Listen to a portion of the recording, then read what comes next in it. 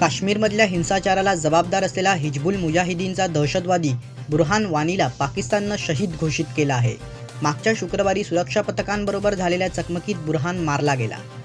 काश्मीरी जनतेच्या समर्थनासाठी 19 जुलै काळा दिवस म्हणून साजरा करणार असल्याची मुक्ताफळं पंतप्रधान नवाज शरीफ यांनी उधळली आहेत. अगुस्ता वेस्टलँड हेलिकॉप्टर घोटाळ्यात काँग्रेस अध्यक्ष सोनिया गांधी विरोधात सीबीआयला FIR दाखल करण्याचे निर्देश देण्यास सर्वोच्च न्यायालयाने शुक्रवारी नकार दिला. अगुस्ता हेलिकॉप्टर घोटाळ्याची सीबीआयकडून चौकशी सुरू आहे. त्यामुळे FIR दाखल करायचा की नाही ते सीबीआयलाच ठरवून दे, असे सर्वोच्च न्यायालयाने सांगितले.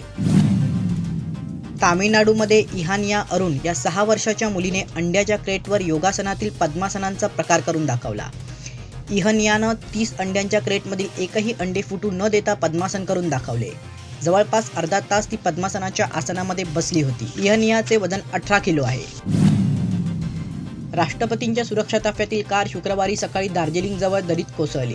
या दुर्घटनेत राष्ट्रपतींना कोणतीही दुखापत झालेली नाही. ते पूर्णपणे सुरक्षित आहेत.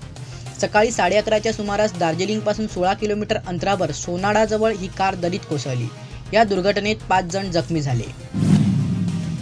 दहशतवादाला खतपाणी घातल्याचा आरोप असलेले डॉक्टर झाकीर नाईक यांनी आज पत्रकार परिषदेत आपल्यावरचे सर्व आरोप फेटाळून लावले.